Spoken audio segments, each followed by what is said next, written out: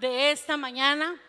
Puede decirlo conmigo, ahí está en la pantalla, a la de 3. 1, 2, 3. Es una invitación. Pasemos al otro lado. Una invitación que el Señor Jesús en los 3 evangelios de Mateo, Marcos y Lucas hace a sus discípulos. ¿Cuántos discípulos hay del Señor Jesús en este lugar? Amén. Bueno, entonces la invitación es para nosotros también hoy. Pasemos al otro lado. Tome su Biblia, hermanos, porque como base bíblica tenemos el Evangelio de San Marcos en su capítulo 4, versos 35 y 36. Aleluya. Dice la palabra del Señor en esta versión que tengo acá, es Reina Valera contemporánea. Dice así la palabra del Señor. Ese mismo día, al caer la noche, Jesús le dijo a sus discípulos: pasemos al otro lado. Despidió a la multitud y partieron con él en la barca donde estaba. También otras barcas lo acompañaron. Pasemos al otro lado. Les decía que el evangelio de San Marcos, San Mateo y San Lucas hacen mención de este hecho maravilloso. Y quiero decirles que al menos 4 de los discípulos que seguían a Jesús eran hombres expertos en pescando. Su oficio era ser pescadores y conocían bien el mar de Galilea, que es donde la historia de este pasaje bíblico se desarrolla, en el mar de Galilea. ¿Cuántas veces ellos habían navegado ahí? Porque de ese producto del mar, de ellos sustentaban su vida y la de sus familias. Eran expertos pescadores y conocían el mar. Es importante que yo les pueda decir esta apreciación, porque estamos hablando de gente que conocía el mar. ¿Ok? Y por aquí les traje, mire, por si usted no ha ido a Galilea como yo y no hemos estado ahí, pero ¿a cuántos nos gustaría? A mí créanme que sí. Cuando leí este pasaje bíblico dije: Señor, si alguna vez tú me concedes, yo quisiera estar en este mar.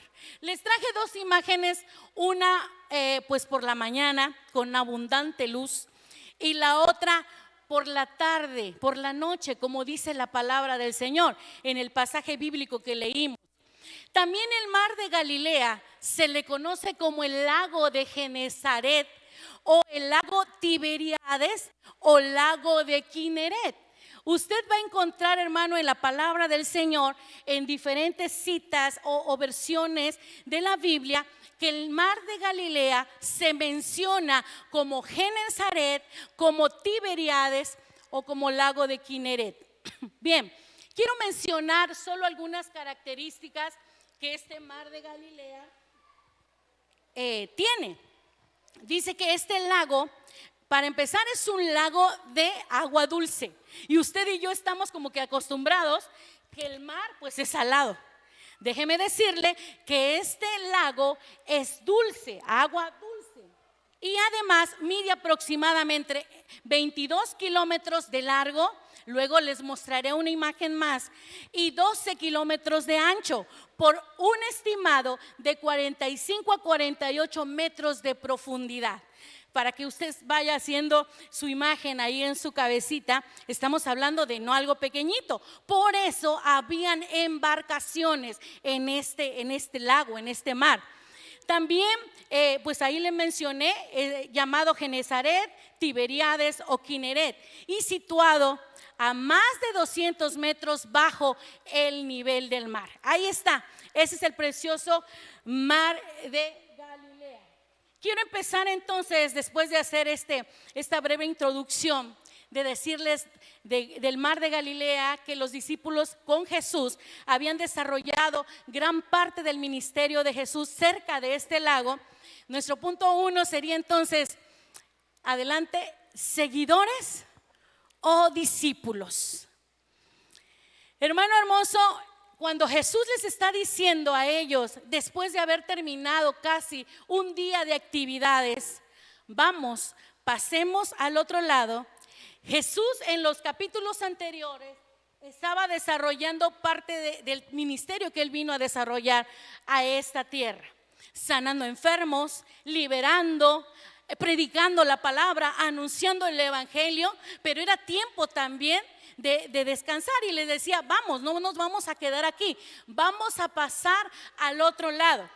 Y ¿qué responderíamos nosotros, los no expertos en la navegación de la mar, si nos dijeran, vamos a pasar al otro lado? En mi experiencia en el mar, que no es tanta, hay un lugar que nos ha gustado visitar y está aquí por Pijijiapa, a Capetagua, gracias pastor, que se llama la Barra de Zacapulco. No sé si han tenido la oportunidad de ir, pero es un lugar que llega uno a un estero y de ahí se toma una lancha, y la lancha mar adentro como 20, 30 minutos, sí, ¿verdad? Ajá, llegas a la Barra de Zacapulco. De día está hermoso, que vas contemplando, diríamos, ¿verdad? La hermosura de esa inmensidad de mar. Pero a ver, dígame qué tal de noche. No, de noche al menos yo no me atrevería a regresar, porque regresas por un estero tan estrecho y los comentarios, no, aquí hay lagartos, aquí hay cocodrilos y aquí hay tanto. Entonces la última lancha que llega por ti, si tú vas a regresar, es a las 6 de la tarde. Si no, ya no hay. Y aunque llegara otra, yo me quedo allá. Mejor nos vemos temprano por acá. Hermanos, este lago es esta orden que Jesús da a sus discípulos. No era cuestionable. No les dijo a dónde iban. La palabra no dice ahí, a ver, vámonos ya porque vamos a ir a tal lugar. No, les dijo, vámonos. Y es aquí donde yo quiero hacer un poquito la diferencia entre un discípulo y un seguidor. Un seguidor. En la actualidad, hermanos, el término seguidor está muy marcado. ¿Por qué? Porque en el mundo de las redes sociales, en el mundo político, en el mundo artístico, en el mundo del arte, en el mundo, bueno, en diferentes partes donde se relaciona, hay muchos seguidores. A políticos, hay muchos seguidores, artistas, hay muchos seguidores, algún grupo de cocina, de interés, de tejido, bueno, cuántas, miles y miles de grupos. Sin embargo, usted que ha tenido o tiene acceso a redes sociales, cuando usted entra y se vuelve seguidor de estos políticos, de esos artistas, luego hay una opción también que dice, bueno, dejar de seguir. Y usted nada más hace un clic y desaparece de la lista de seguidores. Y es aquí donde puedo decirle que el seguidor muchas veces es nada más por entusiasmo, nada más lo hace también por algún interés, pero no va más allá. En cambio, un discípulo es aquel que aprende, obedece y da fruto de lo que aprendió de su maestro. En este caso, le estoy hablando a discípulos de Cristo Jesús. Usted y yo, hermanos, somos discípulos de Él, que hemos aprendido a caminar por Él, no por interés, no si me conviene o no me conviene. Le sigo y le sirvo por lo que Él es. Amén. Entonces, hermanos, los discípulos, ellos estaban siguiendo el desarrollo del ministerio de su maestro. Habían visto la alimentación de los 5,000, de la repartición, la abundancia del pan, de los milagros que Jesús hizo. Habían sido testigos de cómo Él estaba sanando a los enfermos. Estaban siendo testigos de los milagros y de las obras de su maestro. Pero en unos segundos más, en unos minutos más, ellos pasarían de ser nada más testigos en la teoría a ser testigos en la práctica, que es muy diferente. Entonces hoy volveríamos a decir esta pregunta: ¿qué somos, mis amados? ¿Somos seguidores o somos discípulos? Parte de esta gran multitud que seguía a Jesús nada más lo seguía por interés, porque les daba de comer, porque lo sanaba, porque tenían algo con algún familiar que necesitaban. Pero muy pocos los seguían por convicción. Los seguían por esa convicción de que saber que Él era realmente el Maestro, el Hijo de Dios. Entonces, mis hermanos, decía un discípulo: se prepara en el entrenamiento. Ayer me encantó el ejemplo que usó el hermano Alexander en la noche de adoración. Y él hablaba acerca de la rama que él también maneja, que él sabe, que él conoce, que es el entrenamiento. Y decía él que un atleta, un deportista, le toma años de preparación para quizás solamente unos cuantos minutos, unos cuantos segundos de la prueba o de la carrera que va a realizar. Pero ¿cuánto entrenamiento hay atrás de eso? Muchísimo. Y los discípulos en esta escena, hermanos, estaban formándose en este entrenamiento con su maestro. Estaban formándose. Entonces, mis hermanos, la siguiente, Ana Paula, gracias. El Evangelio de San Mateo en su capítulo 16 y verso 24.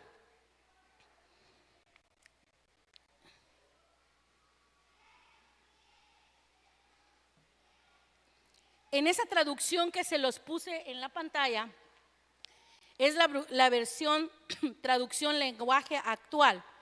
Y dice así: si ustedes quieren ser mis discípulos, tienen que olvidarse de hacer su propia voluntad. Tienen que estar dispuestos a cargar su cruz y hacer lo que yo les diga. Wow, qué palabra de Jesús. La voy a volver a leer. Dice, luego Jesús le dijo a sus discípulos: si ustedes quieren ser mis discípulos, hay una condición. Tienen que olvidarse de hacer su propia voluntad. Tienen que estar dispuestos a cargar su cruz y hacer lo que yo los diga. La cruz significa, hermanos, estar dispuestos a sufrir desprecios, a sufrir oprobios, a sufrir en burlas y hasta rechazo de las personas por seguir una convicción que nadie te puede frenar. Un discípulo, hermano, está dispuesto a esto. Está dispuesto a seguir a su maestro. Pero ¿quién está con el discípulo? Va junto con el maestro. Así que es importante saber hoy, reflexionar ahí donde usted está. ¿Qué soy de Jesús? ¿Soy realmente un seguidor? ¿Estoy aquí por interés de algo? Señor, si tú me sanas, yo voy a seguir adelante. Señor, si tú me das a la esposa que yo quiero, yo voy a seguir adelante. Señor, si tú me das el empleo que te estoy pidiendo, entonces yo te voy a seguir. No, mi hermano, ahí estamos condicionando al maestro. Un discípulo sigue a su Señor por amor, por fe. Un discípulo sigue, no esperando nada a cambio, ni siquiera preguntando a dónde vamos, pero sabe que el maestro lo llevará a buenos lugares. Sabe quién es su maestro. De esto, hermanos, podríamos decir entonces, nuestro punto número 2 en esta mañana sería: en medio de la tormenta, Jesús, y puse 3 puntitos suspensivos. La historia se sigue desarrollando en este capítulo 4, del verso 35 hasta el verso número 41. Pero aquí voy a leer 2 versos más, del 37 al 39. Pero se levantó una gran tempestad con vientos y de tal manera que las olas azotaban la barca que estaba por inundarse. Jesús estaba en la popa y dormía sobre un cabezal. Estoy leyendo la versión contemporánea. Lo despertaron y le dijeron: Maestro, ¿acaso no te importa que estamos por naufragar? Hasta ahí, al verso 39. Por la ubicación, hermanos, donde estaba el mar, Ana Paula, si me quieres regresar, ahí está, miren, por la ubicación donde estaba situado el mar de Galilea, estaba como, les dije, más de 200, 209, 210 metros bajo el nivel del mar. Por su ubicación era muy dado a que esas masas de aire y frío se encontraran y de la nada se desataran tempestades en él. Y miren, ahí es donde está la línea amarilla, era la travesía que ellos iban a ir, porque estaban donde había sido probablemente el lugar del sermón del monte, y ellos iban a atravesar hasta Gadara, que en unos momentos más vamos a hablar un poquito nada más de ella. Pero esa travesía es la que ellos iban a hacer sobre el mar de Galilea, mi hermano. Y la palabra del Señor dice que en ese mar se desataban, les decía yo, estas tormentas de repente. Y hasta la fecha por ahí leía un reporte de este mar de Galilea, ya en nuestros tiempos, que un pescador pues igual salió con nada más un equipo de una tripulación de 3 más él en un velero, algo muy, muy débil. Y se desató una tormenta sobre el mar muy fuerte, que fueron los equipos de emergencia los que tuvieron que sacarlos rápidamente, si no, pues imagínense, su final hubiera sido otro. Los rescataron. Sin embargo, en el tiempo de Jesús, pues las comunicaciones como las de hoy no son posibles, ni siquiera había esa luz eléctrica en ese momento. Pero sí vuelvo a recordarles que 4 al menos de los discípulos eran expertos pescadores. Traje una imagen ahí, que claro, las imágenes nunca se van a comparar a la realidad de los hechos, pero es nada más para que nos demos una idea de las 2 imágenes anteriores que les presenté del mar de Galilea. ¿Cómo está ahora ese mar? Totalmente desconocido. Y las olas que acabamos de leer se habían levantado, dice, tan altas, que inundaban. Otras versiones dicen, parece que se anegaba la embarcación. ¿Qué quiere decir la palabra anegaba? Que se hundía, que se iba a hundir la embarcación. Ese mar que parecía tan tranquilo, ahora había levantado una gran tempestad y una gran tormenta en contra de ellos. Mis amados hermanos, hoy en día estas tormentas se levantan también en nuestras vidas de manera repentina muchas veces.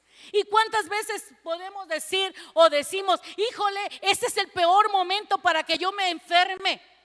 Este es el peor momento para que me suceda este problema con mi esposa o con mi esposo. Este es el peor momento para que yo me quede sin dinero. Este es el peor momento para que yo me quede sin un empleo. Pero déjeme preguntarle algo, ¿será que hay buenos momentos para las tormentas?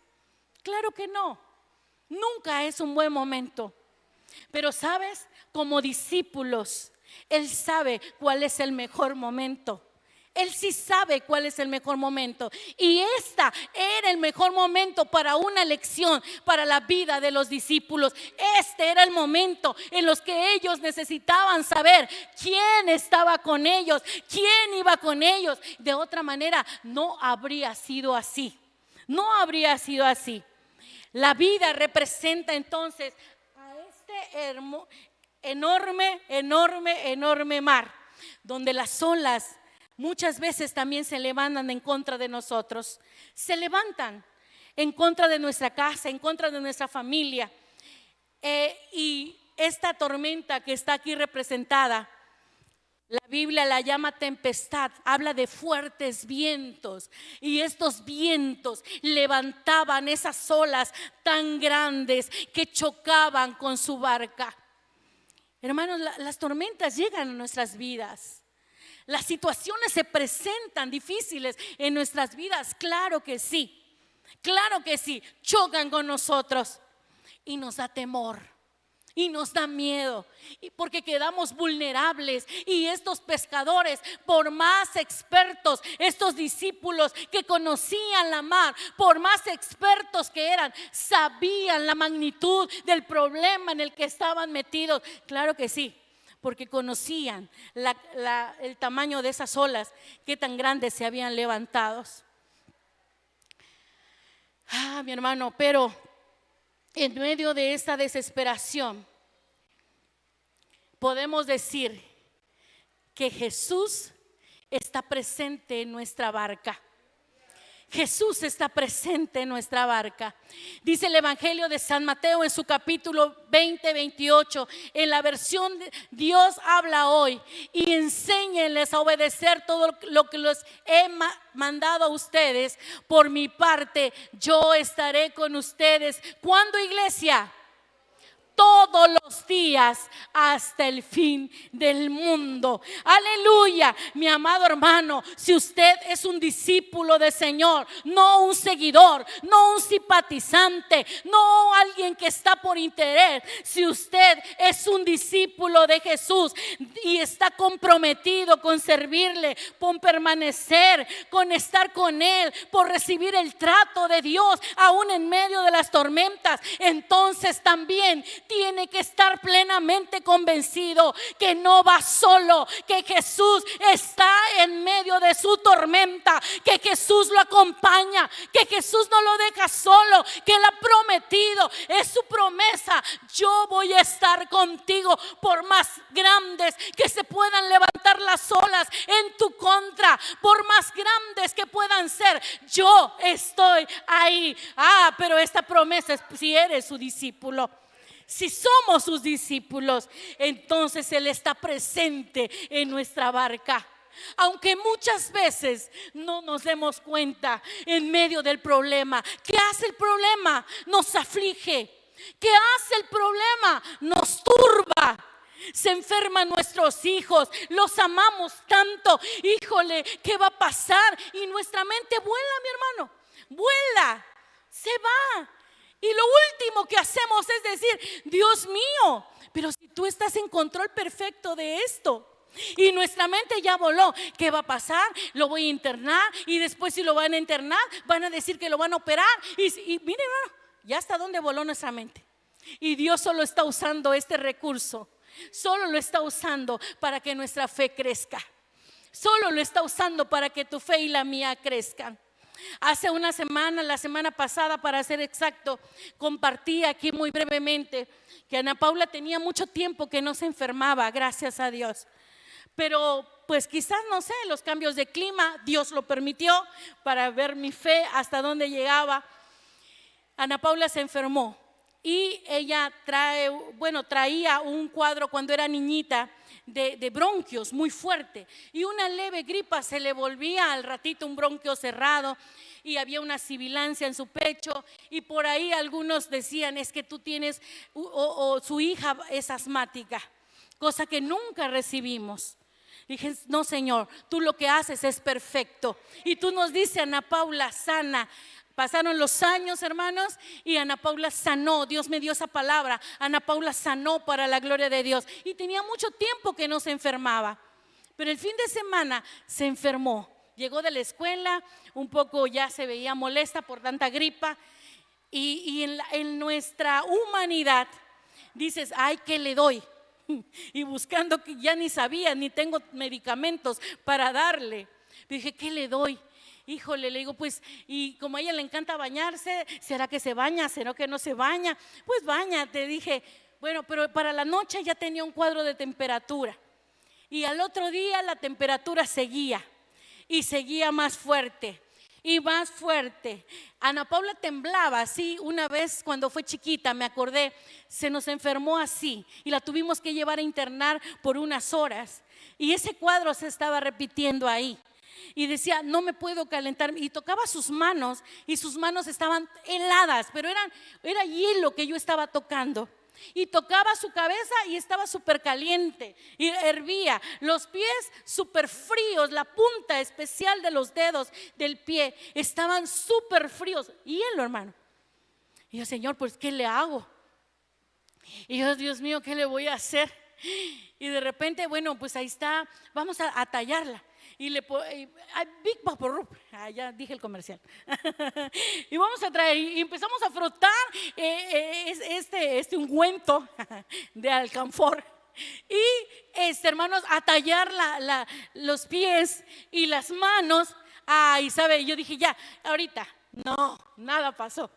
Seguía más fría. Y decía: ahora, mamá, tengo mucho más frío que primero. Porque ya ve que el efecto de ese ungüento es crear una sensación como cuando uno come un Halls. Ya dije otra marca. Oiga, cuando come una pastilla de menta. Cuando come algo así, le queda una sensación de tanta frescura. Y dije: Señor, ¿qué está pasando aquí? Y ella temblaba de ese frío que tenía. Hermanos, hoy, para la gloria de Dios, puedo, puedo dar testimonio de verdad, que si en otro tiempo eso hubiera pasado, yo hubiera corrido y, oye Alex, reacciona, algo está pasando aquí, vamos. No, esta vez dije, Señor, tú tienes el control, ella es tuya, ella es tu sierva. Ayúdame, ¿qué hago? ¿Qué hago? ¿Qué hago? ¿Qué hacemos, Dios? Y de repente vino a mí, bueno, un baño de pies. Traje el agua caliente, le metimos los pies ahí, los pies más rojos que saber qué, porque estaba muy caliente el agua y ella apenas sentía ese calor. Pero hermanos, el cuadro en ese momento fue mejor, pudimos abrigarla, pudimos taparla, la temperatura se fue regularizando. Pero a lo que voy es a esto, hermanos. ¿Cómo va a crecer nuestra fe, iglesia, si no atravesamos las tormentas que Dios permite en nuestras vidas? ¿Cómo vamos a decirle a los demás que hay un Dios de poder si tú y yo no estamos dejando que el Señor nos trate con estas pruebas? ¿Quiénes quieren ser tratados? Nadie, hermanos, nadie. Pero es necesario para que nuestra fe crezca, para que se mantenga adelante, para que tú sepas que si Él va en tu barca, Él no te va a dejar, que si Él va contigo, Él estará todos los días hasta el fin del mundo, porque esta fue su promesa, porque esta es la promesa de Dios para sus discípulos. Aleluya. Y estos discípulos estaban asustados. Claro que estaban asustados. En medio de las tormentas, hermanos, cuando Jesús estaba ahí, Él no se había ido, Él estaba ahí. ¿Y qué estaba haciendo? Wow, estaba durmiendo. Pareciera ser paradójica esta historia. ¿Cómo alguien con una tormenta tan grande puede estar durmiendo? Y hasta la escritura dice que estaba reclinado en un cabezal, o sea, como hasta más cómodo, pues no se podía, porque estaba en la popa y todavía dice que como una almohadita. En otra traducción le dice almohada. Wow, ¿cómo no iba a estar durmiendo si Él era la fuente de paz? Aleluya. Pero hermanos, a lo que los quiero llevar en este punto es a que las tormentas nos nublan la vista de saber que Jesús sigue con nosotros, que Él sigue ahí con nosotros.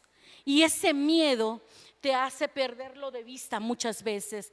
Nos ha hecho perderlo de vista muchas veces y pensar que Él se ha ido, pensar que no lo merecemos, pensar soy tan malo que Él ya no está conmigo, pensar no, yo he hecho tantas cosas que Él ya se alojó de mí. Y no es así. No es así. Si tú eres discípulo, si tú te has esforzado por servir, Él va contigo en la barca como iba con los discípulos, hermanos. Aleluya. Y decíamos la siguiente, Ana Pau, Jesús también dormía porque Él es la fuente de paz. Él es la fuente de paz. Parecía que estas olas más anchas y más largas quizás que el mismo barco iban a negarlo, iban a destruirlo, iban a cortarlo, en medio de esta angustia y de esta aflicción. Y de repente los discípulos se acuerdan que Jesús iba en la barca. De repente se acordaron, pero si aquí va uno bien dormido. Como todos estamos gritando, como todos estamos alterados, como todos no sabemos ni qué hacer. Y uno va dormido. Y la reacción, lo reactivo de estos hombres fue ir y decir, oye Jesús, a ver, levántate. ¿Qué no estás viendo? Hermanos, la actitud del discípulo reclamándole al maestro. Pero Él tiene tanta compasión por nosotros y tanto amor por nosotros. ¿Cuántas veces le exigimos al Señor cosas? Es que tú no has hecho esto conmigo. Yo te prometí servirte. Yo lo estoy haciendo. Yo me estoy esforzando y tú no me bendices. Yo te estoy dando todo esto. Yo estoy, dando mis mejores años por ti. Y tú no me bendices con esto. Hermanos. No es así. Dice el Evangelio de San Juan en esta versión de Reina Valera contemporánea, en su capítulo 14 y verso 27. La paz les dejo, mi paz les doy. Yo no la doy como el mundo la da. No dejen que su corazón se turbe y tenga, ¿qué, iglesia? Y tenga miedo.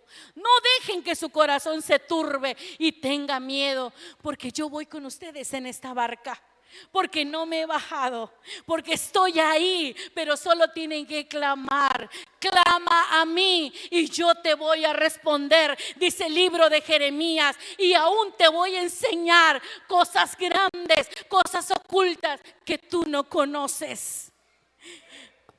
Hermanos, Él es la fuente de toda paz. En un mundo que vive sin paz, con una paz temporal. Esta versión habla de una paz del mundo, pero esa la da temporalmente. Una paz que confía en cuánto dinero tienes. Una paz que confías en tu intelecto. Ay, es que yo tengo paz porque tengo mi trabajo asegurado. Yo tengo paz porque de este trabajo nadie me va a correr. Tengo una base por tantos años y por eso tengo paz. No, mi hermano, eso no te va a alcanzar. Eso no nos va a alcanzar. Yo tengo paz porque ya me fui a checar al mejor doctor del mundo y dice que ya me hicieron un estudio completo de pies a cabezas y estoy súper bien. Todas mis células están perfectas. Hermano, sabes que de un momento a otro la tormenta puede desatarse. Y eso no te garantiza un diagnóstico de un día para el otro que no se pueda levantar una tormenta.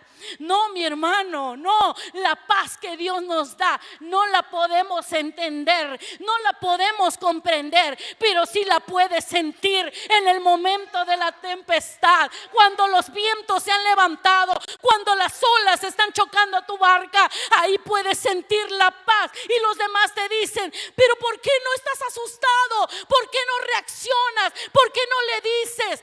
Porque esa es la paz que sobrepasa lo que el mundo no entiende. Y tú le puedes decir a los demás: yo tengo una paz que no me la va a robar nadie, y sé que si el Señor permite esta tormenta, Él también me da la salida de ella. Aleluya. Gloria al nombre de nuestro Dios, porque Él vive, porque Él reina.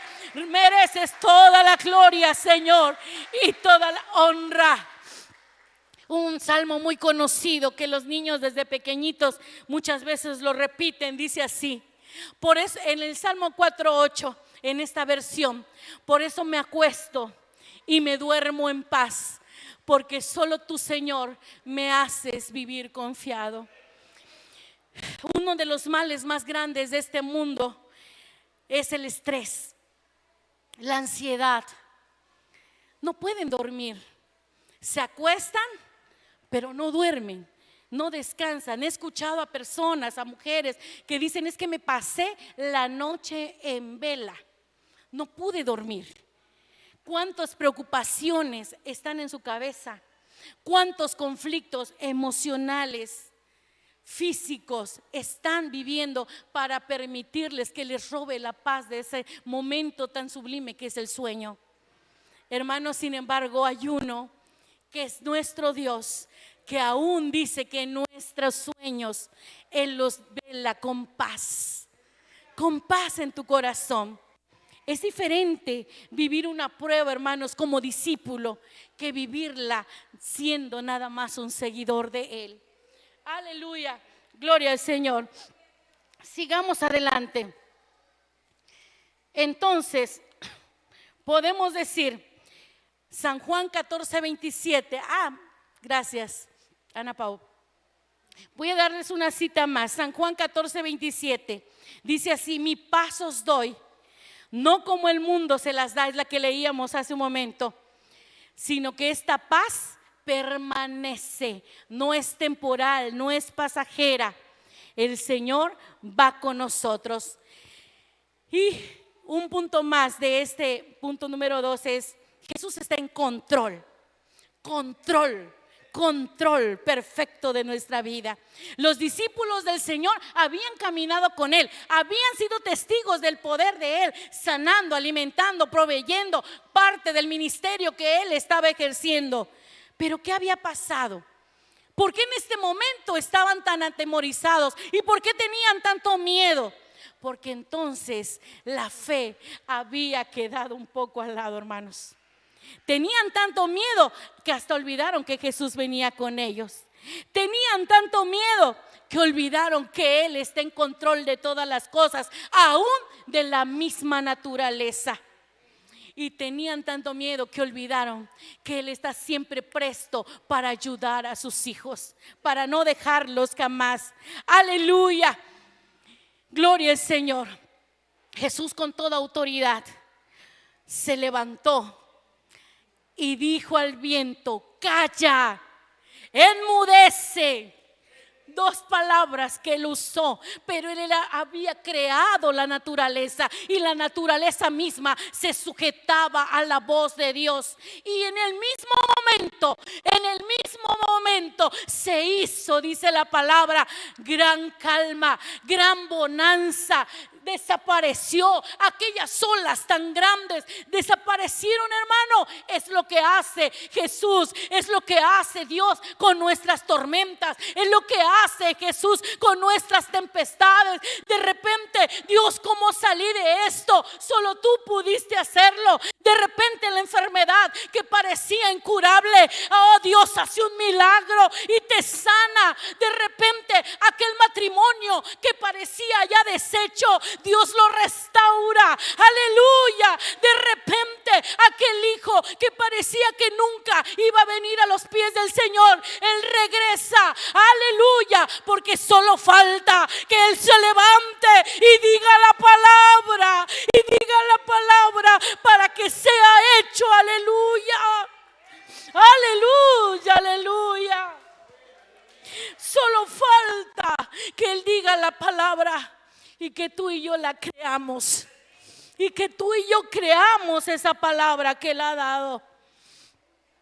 Al momento, esta tempestad paró. Al momento, esta tempestad sucumbió a la voz de Dios, y todo fue tranquilidad, y todo fue paz, y todo fue bonanza. Y era momento entonces, Ana Pau, era momento entonces ¿de qué? De pasar al otro lado con un propósito. Ya habían aprendido la lección, ya habían aprendido que Jesús venía con ellos, ya habían aprendido que en los momentos más difíciles Él seguía en la barca. Ahora era momento de entender que pasar al otro lado tiene un propósito. Pasar al otro lado en la vida de los discípulos tiene un propósito, amado siervo y sierva de Dios. No es casualidad que hoy estemos enfrentando alguna tormenta. Hay un propósito para esto. Hay un propósito en medio de tu prueba. Hay un propósito en medio de tu tormenta, de la que hoy estás enfrentando. Y todo el capítulo 5, si usted quiere en casita, lo va a leer. Lo va a leer ahí en casa. El propósito que Jesús tenía de ir a Gadara era por uno: era ser libre a un endemoniado. Dice que bajando de la barca, bajando de esta embarcación, vino a él este hombre endemoniado. Y no, hermanos, no un demonio lo atormentaba. Cuando Jesús le preguntó su nombre, le dijo: me llamo Legión, porque somos muchos los que atormentamos a este hombre. Pero sabe, el que los discípulos habían atravesado toda esta travesía, valga la redundancia, en esa condición tan mala, en esa condición tan peligrosa, tenía el propósito de llegar a ese lugar para hacer libre a este hombre, Tu vida y la mía tienen un propósito. Tienen un propósito. Y dice la palabra de Dios en el Evangelio, según Lucas capítulo 4 y verso 18: el Espíritu del Señor está sobre mí. Me ha ungido para proclamar las buenas noticias a los pobres. Me ha enviado a proclamar libertad a los cautivos, a dar vista a los ciegos y a poner en libertad a los oprimidos. Hoy, iglesia, este es el propósito de que hoy tú te encuentres en una tormenta. Este es el propósito de que hoy tu fe esté siendo probada.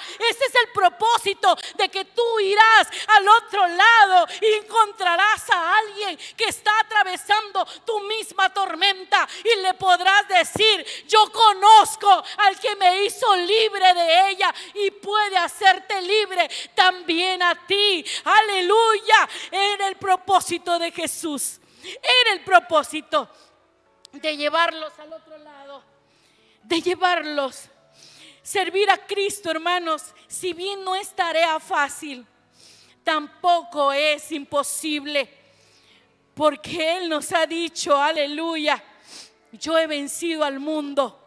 En el mundo van a tener aflicciones, pero confíen en mí, confía en mí. Porque yo he vencido ya las aflicciones, yo he vencido ya tus tormentas, yo he pasado también por ellas y pude vencerlas. Tú también vas a poder hacerlo. Confía entonces en mí. Los discípulos, hermanos, sometidos a este entrenamiento y esta prueba, era como ese examen, ¿verdad? Cuando les damos el discipulado a los que han sido discipulados y tenemos una nueva vida en Cristo y hay 13 pasos que seguir, 13 lecciones que aprender, y siempre decimos: prepárense porque vamos a hacer el examen, prepárense porque vamos a hacer el examen tan día.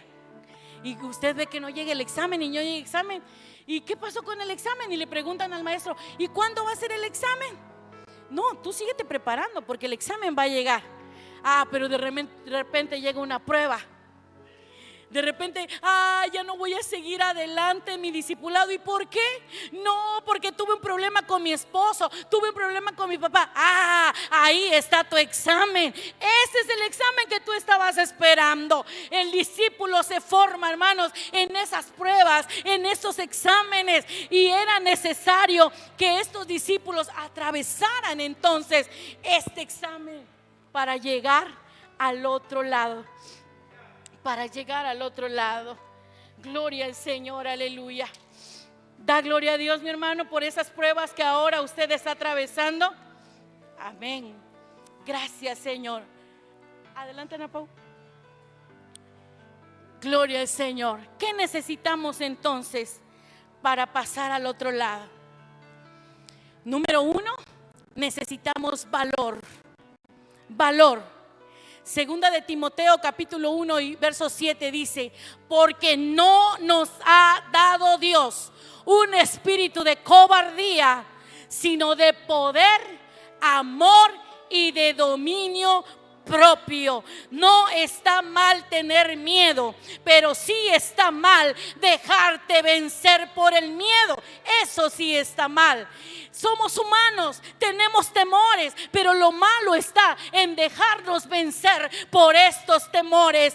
Número 2, ¿qué necesitamos? Dice ahí, necesitamos obedecer. Obedece, mi hermano. ¿Cuántas veces hemos escuchado a los siervos predicar en este lugar? Sería más fácil todo si obedeciéramos, pero nuestra naturaleza es no ser obedientes. Obediencia, dice la palabra del Señor en el Evangelio de San Juan, capítulo 14 y verso 23. Les contestó Jesús: el que me ama obedecerá mi palabra, y mi Padre lo amará. Vendremos a Él y haremos nuestra morada con Él.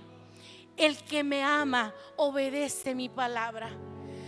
Y esta palabra, para poder obedecerla, antes necesitamos conocerla.